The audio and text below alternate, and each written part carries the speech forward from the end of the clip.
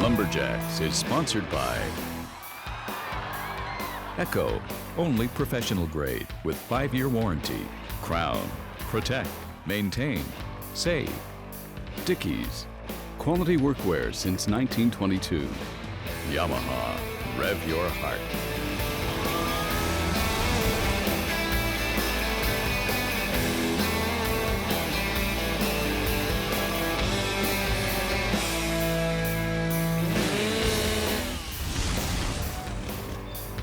Lake country is buzzing here in Brechin, Ontario, and the boats are out and boaters are ready to soak up the sun, which is perfect when you have Lake Simcoe and Lake Couchiching in your backyard.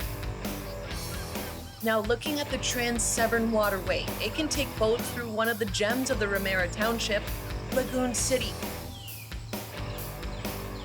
Making our way back to the Ontario Lumberjack Championships, we're kicking it off with the Underhand Shop, with a couple of New Yorkers on center stage, making sure their blocks and axes are ready to go. Here's Rod Cumberland with more. We're chopping 12-inch round poplar wood here. It was pretty firm when we were sawing it, so it's going to be interesting to see how well it chops. Nice, clean wood so far. Looks like both guys opening up their first cuts. Looks like it's taken a while for Tim Keats to get through and move the wood. Paul Finnegar's lines are looking really smooth. Actually, Tim Keats' lines there also. That's what you want to see. You don't want to see a lot of those steps. When you see a lot of steps in the underhand chop, guys are wasting blows. Tim just making his turn. Looks like Finnegar is going to win this heat, putting some drivers on his right-hand side there. Paul Finnegar breaks things off and wins the first heat of the underhand with a 27-5-1. To me, in my eyes, looked like a pretty clean chop there. Did you deviate from your plan at all throughout the chop? No, actually, I did that on purpose. That block is a bit firm. Most of the wood here is firm today, so I can't just fly them in there and hope for the best. I got to really make sure I have a clean scarf and I cut it right. So I slowed down just a little bit, hit it hard, and make sure my lines were clean. Now, being a clubber that you are, you obviously have an advantage to be able to hit it harder. Oh, absolutely, because I can get up, get the reach, and really follow that axe straight on through. There's pretty much clubbing. There's very little you can do to make a mistake in the swing. Well, Rod, was headed to the second heat of the underhand shop. We got DePerry versus Woodland. There's a lot of talk last week and this week about the wood being firm. What causes it? Firm wood is caused by tight growth rings. Sometimes it may be caused by wood without a lot of moisture in it. Nonetheless, if it's firm wood, you've got to stick to your pattern. Stay to basics. A lot of times in sports, they talk about sticking with basics. When you get a tough block, that's what you've got to do. Gaston makes his turn first over Paul Wood. Looks like Gaston's going to win this. He's well ahead. He's going to take down the time to beat of 27-5-1 set by Paul Finnegar. Gaston wins the heat and lowers the time to beat down to 23.77. That was a pretty good chop for you. I saw at the end, you were going faster at the end. Yeah, when I tried to go deep with the big hit, the axe was sticking a little bit. That's why at the southern side, I decided to go faster to avoid to stick the axe. You didn't want to go too deep by hitting it too hard. Now on the your drivers on the front side, you took 3. Is that because of the size of the wood? Yeah, the middle of the wood is all the time softer, but I give the drive really fast too.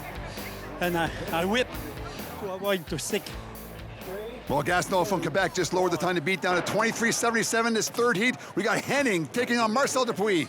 One thing in a show when you have really firm wood is if you get a good draw of a block like Gaston had. And actually, like Marcel Dupuis here, you see that discolor in the middle? It's a lot softer block. And when they open up, they tend to go faster because they're excited to get to the finish line a little bit quicker. Look at Marcel going. He's a strong man. He's got a really fast pace, and he's got a pumpkin block to boot. Henning just makes his turn. Marcel explodes the end of the block, but he finishes his chop, and he lowers the time to beat down to 22.44. Your speed is really good. On the front side, before you make your turn, you went 1 and 1, as opposed to doing drivers all on your driving side. Yes, the top part was already there to the center, so my bottom part wasn't there, so that's why I put the 1 and 1. And on the back side, at the very end, what happened? The block went in 3, or it split while you were standing on it? Yeah, it was just splitting wide open, so I'm not sure what. I don't know if it's the block was just. It was just doing that. I'm not sure what. Did you see that, and were you ready for it? I didn't see it, so I wasn't really ready for it. But you always put your weight where the dogs are, so it doesn't really matter if it splits. Marcel Dupuis set and lowered the time to beat 22:44. He's from New Brunswick. This is the last heat. Coors taking on Cecil Star. Of any choppers right now in the underhand chop, they can catch him. Cecil Star, one of the best underhand choppers in Canada right now. Mike Coors, no slouch at all from New York. And they've seen the guys go before them. They know the blocks have the potential of exploding. That's right. You see Mike Coors' lines here. He's off his pink lines a bit. He knows he's going to have to cheat a little bit in the back to make up some time. Cecil loves his block. You can see him picking up the pace as he gets towards the end here. Mike Coors, he's slamming it hard, but Cecil Star, he's through at the top. He's just going to break at the bottom now. And Cecil Star's going to win this heat with a 26.29. Not enough to take down Marcel. So I counted 11 in the front. You probably would have liked to have gone 11, 12 in the back, but you just got frustrated when you try and break things off. You ended up with 15 or 16 in the back. Yeah, there's a few extra hits in there for sure, but a couple of them didn't go. I got the train coming off the tracks a little bit there, and I didn't really put them in where I should have, where I should have kept the head on a bit straighter. It would have come off a couple hits earlier. Your speed was good. Right at the very end, when you were around 13 or 14 hits, you reared back and tried to muscle it through and still needed a couple of small ones. I saw you rearing back for a big one. Oh, yeah, you got to try and drive them off. Like I said before, I'm just about a gas, but whatever I got left, she's going to be right on this stage by the end of the day. Marcel Dupuis rocked it in the first event of the day, taking the underhand chop in 22.44 seconds. Welcome back to Brechin for more of the Ontario Lumberjack Championships. I'm Natalie Stoberman. Now it's time for Lumberjacks and Lumberjills to work together in the Jack and Jill Buck. The couple that saws together stays together, and here you'll see some husband and wife, boyfriend-girlfriend pairings, but kicking it off is a pair of friends, Mary Reeder and Gary Hammond, who's taking a break from announcing on the grounds to get his hands dirty, up against the Myhills from Washego, Ontario. Let's see who can get two cuts in the fastest. Well, not only can things go right with two cuts, things can go wrong as well, making your transition from the first cut to the second cut. It takes a little bit more skill and dexterity. We got a couple on the left-hand side, the Myhills. I know they haven't been involved too much in lumberjack sports lately. They've been busy raising a family. Yeah, neither has their saw. They're running an M2 saw. That's an old generation saw. Look at Gary Hammond saw cutting. Mary and Gary on the right-hand side are way ahead at this point in the first heat as they're ready to put the finishing touches. The Myhills are just starting their second cut. But look at Gary Hammond and Mary Reeder. They have a really good cut, and they're down first with 19.4 seconds. Now, I heard the announcer saying thin to win, which is a classic saying. You were pretty thin there. Were you nervous? Yes. We did a little steering when it hit the wood, but you got to go. Hey, you put it down there, and wherever it is, if you got enough wood to make the cut, you make it, because resetting's out of the option or you're out of the money. Thanks, guys. Well, we got a two-cut Jack and Jill going on here with 3 heats to go, 19.40 if I were betting, and I think that time is going to fall. Next up, we got Keach and Michelacci, not normal sawing partners, taking on these people here, the Woodlands, who do saw on a regular basis together. You bet, and they've watched the teams before. They know that Hammond had a little bit of a bobble between one cut and the next. Also, their saw's not cutting really quickly, so they know that this time can be dropped. So much more interesting watching a two-cut double buck, whether it's Jack and Jill or two men. It doesn't really matter. Michelacci and Keach struggle right out of the gate. But look how fast their saw's cutting. I think that's a Mercier blade, and man, is it ever cutting. Looks like they had I don't think they got a full cut that first time. Yeah, it's going to be looked at by Andy Schreiner, the head judge. The Woodlands continue on through their second cut. Looks like Michelacci and Keach are first to be through. It's always tough to hand out a DQ to anybody, but just tell me what happened on that cut. Well, I hate doing it, just like you said, Bill, but this cut was not complete.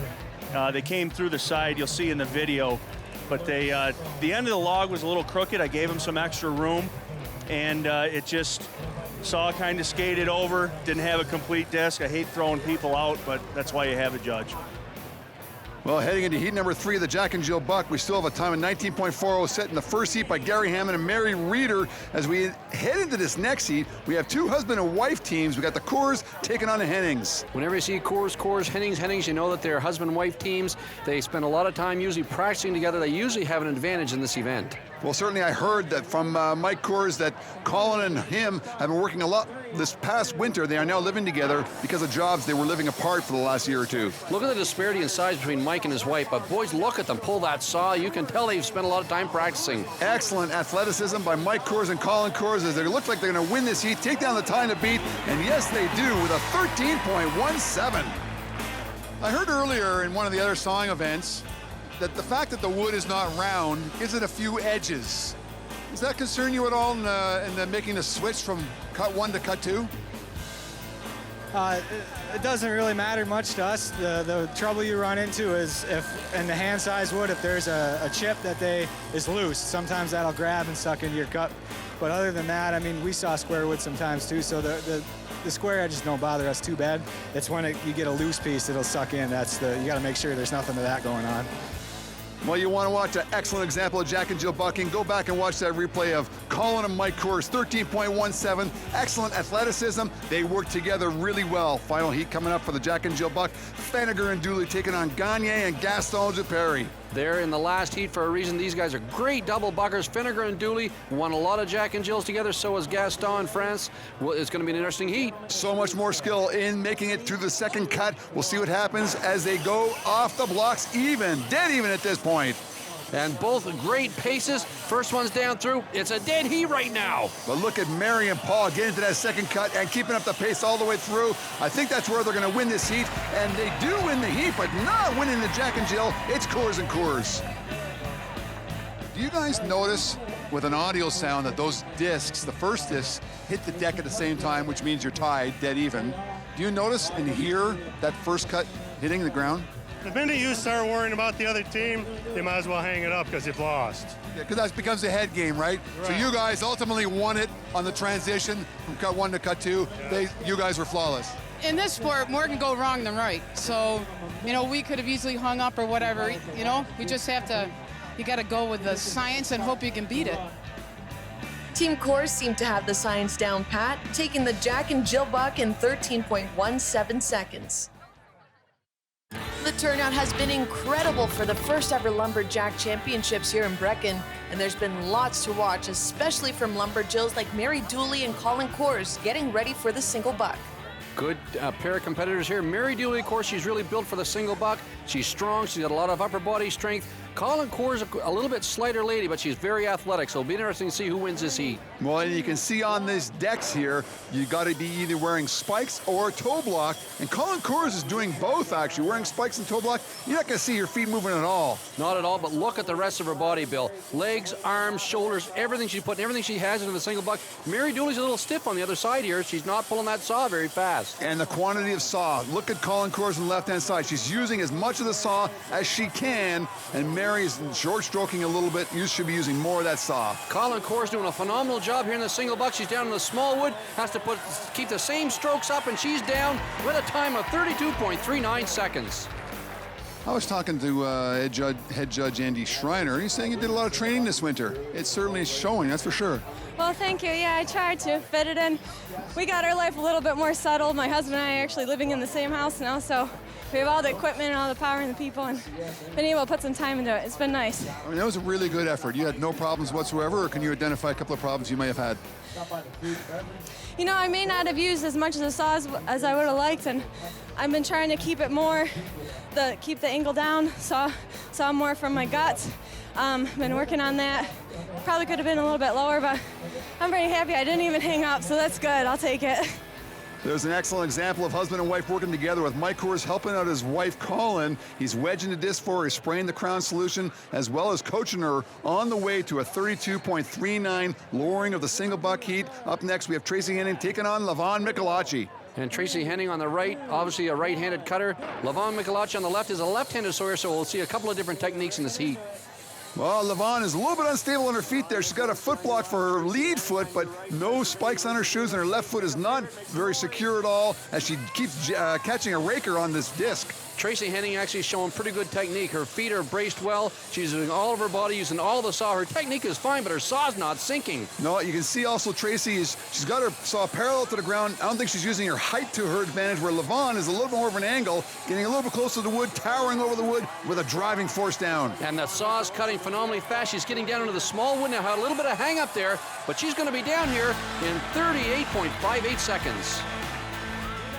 I want to know how come you keep your saw relatively parallel to the ground all the time, as opposed to using your height to your advantage and starting to stand over top of it. To be honest, Dave Jewett has been telling me how to saw better, and then when I'm up too high, I hang more. So I try to drop with the saw and keep it more. Plus, I'm using a two-man and not a single buck. So I think that was my disadvantage too. Colin Coors lights it up in the single buck, edging out Mary Dooley by just over a second. Closed captioning is brought to you by Dickies. Quality workwear since 1922. Welcome back to Lumberjacks. Now the grounds crew has been hard at work here in Brechin, and now they're setting the stage for the standing block chop. Here come the top 4 heats. 35.89 is the time to beat, set by Paul Woodland from Benton, New Brunswick last heat. Got a couple of heavy hitters coming up right now. 4 more after them. We got Mike Coors taking on Paul Feniger in this heat. Firm wood like this poplar, you're going to be focusing a whole lot more on the strength that you're using. They're going to be making sure their hits are right where they want them and drive them as deep as they can. Both guys rounded their backsides, in my opinion. I think Feniger may have turned a little bit early. He's trying to draw his first chip. He's got a bit of a slab going on there. Mike Coors, nice tight lines with a bit of a tight pocket there as well. Keeping his pace quite well. Paul Feniger's getting into driving his wood off. Actually, both men are driving the wood right now. It's going to be Mike Coors just ahead of Paul Feniger. Mike Coors lowers the time to 28.91. You heard the announcer say it and everybody saw it. You start with a 1-1, Feniger starts with 2-2. Just tell me the difference. 1-1 clears that chip out on smaller wood, like 11-inch. It's more efficient if the wood's good to do that. You kind of waste that hit because you can't span your axe on a small piece of wood and open up 2-2. Some guys still do it. I've been trying to play with that more, 1-1, and as long as you pull a chip after those first 2 hits, you're good. If you don't, sometimes it's not the best. Well, there he is, the man from Pennsylvania, lowering the time to beat down to a 28.91. We got Gaston Duperry. We call him the KG veteran, taking on the young gun, as you call him, Marcel Dupuis from your home province of New Brunswick. Yeah, we're going to start calling him Mighty Mouse. Actually, both these guys, Marcel reminds me a lot of Gaston in his younger days. He's small, compact, but strong as an ox. Both these guys, you can expect good paces. They may not be so neat and accurate with their lines. Like, look at Gaston, it's a sloppy mess. Marcel is really fast getting over the backside. Both guys in their backside. You're right, they're not pretty chops at all, but they're effective. Driving their axes really deep every stroke. The wood's chipping well. Both of them are small wood now. They're going to be driving. Both of them pick up the pace. Marcel, Gaston, photo finish. We're not sure who won it. We'll have to go to the watches. Hey, that was a really good race. But what happened to your axe? What happened to your axe there? I lost the corner. I don't know why. Maybe too many speed. Too much speed? Too much speed. Now, Marcel, when your block pops up like that, do you do everything right for it to pop up? Isn't it supposed to fall over? I was hitting it too low, I believe, so it popped it up. So not the proper angle to hit. Well, the judges are still looking at it. We're not sure who won, but good job. Oh, thank you, thank you. Well, it looks like Marcel just edged out Gaston that one. He now lowered the time to beat 25.41. This is the last heat of the standing block chop. 2 heavy hitters. Cecil Starr taking on Chris Henning, and Cecil is out with a vengeance. He wants to win this one. He knows the time he has to drop. He knows he has a power, so he's going to try to beat the other guys by using sheer speed. He likes his block of wood. He thinks it's a pumpkin. Cecil is on his backside. Chris is trying to track him down. Cecil's in the small wood. He's driving now, and he is off at 1963. Hometown favorite Cecil Starr wins a standing block, beats the field by 6 seconds. Cecil, he did a 10-hit front. Was that part of the plan? Well, I wasn't really sure what I was going to plan. I missed a hit real bad there in the front, and I got pinched in the wood, and I said, well, might as well just go for 10 and go around. And did you count I lost track in the back, but it looked like a pretty good cut. Were you happy with that? I'm way happier with the back of that log than the front, that's for sure. And it come off before I was ready to drive before I expected it, and that's always a good thing. Cecil Starr runs away with the standing block chop, leaving the competition in the dust by at least 6 seconds. We are going to put a bow on this competition, wrap it up, and give it to you, and we're going to heat things up with the hot saw. Okay, here's the situation. He is our points leader, Paul Feniger, right now, heading into the final 2 heats of the hot saw. He's leading Gaston Duperry and Cecil Starr. They are tied for 2nd place, and he's taking on Paul Woodland in the hot saw. What kind of pressure is that? World-class competitor Paul Woodland. He sets a lot of records, holds a lot of records in the hot saw. Both these guys, there's lots of room. 9.45 is the time to beat. They're going to try and win the hot saw, but most of all, Paul Feniger wants to win this overall championship. His saw seems to cut out there. He breaks the cookie. He's going to end up taking a DQ for this. Paul Woodland wins the heat. So what's the verdict there, Mr. P? Well, I got a little heavy on the saw and I killed it in the wood because I was going for the win. And what happened was the saw quit, and then I broke the cookie off, getting the saw out. Started it up, but there's not enough room left. It's hard to get it back in there to go. I would have had to kind of balance it on my leg to try to start it in the wood to get it to go. So if I didn't break the cookie, I would have had enough wood to finish. Okay, here it is. That DQ by Paul Feniger is opening the door here for Cecil Starr and Gaston Duperre. A last-minute showdown, the final heat of the hot saw competition. The winner of this heat is going to win the first annual Brechin Lumberjack Show. Cecil Starr struggled in the hot saw before. Gaston Duperre, always a favorite in the hot saw event. It's his best event. This is going to be a great race. Gaston very rarely messes up the hot saw, and Gaston wins the hot saw over Cecil Starr. An excellent run by Cecil, just a little bit short by 0.3 of a second. Gaston clocks in with a 5.3. Cecil's going to finish second. Gaston's the winner. Just tell me, what does experience mean? I mean, you're the oldest guy here. You win the competition. Tell me about how important experience is. I know that with the experience, we know we have around each day 10 or 12 events. The race is to do no mistake on all events. I made some mistake at the Jack and Jill, and the rest of my event was perfect. But the mistake at the Jack and Jill was little. The time was good. But it's all the time when you have a lot of events, try to do the best, don't be nervous, and no mistake. Duperre brings the heat in the hot saw, winning in 5.3 seconds among a strong top 3 draw.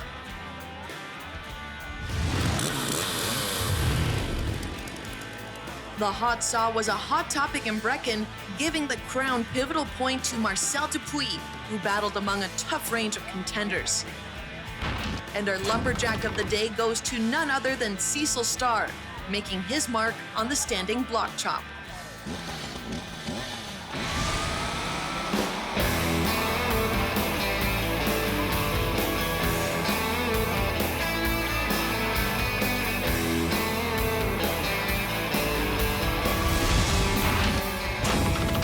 Lumberjacks is sponsored by Echo, only professional grade with 5-year warranty. Crown, protect, maintain, save. Dickies, quality workwear since 1922. Yamaha, rev your heart.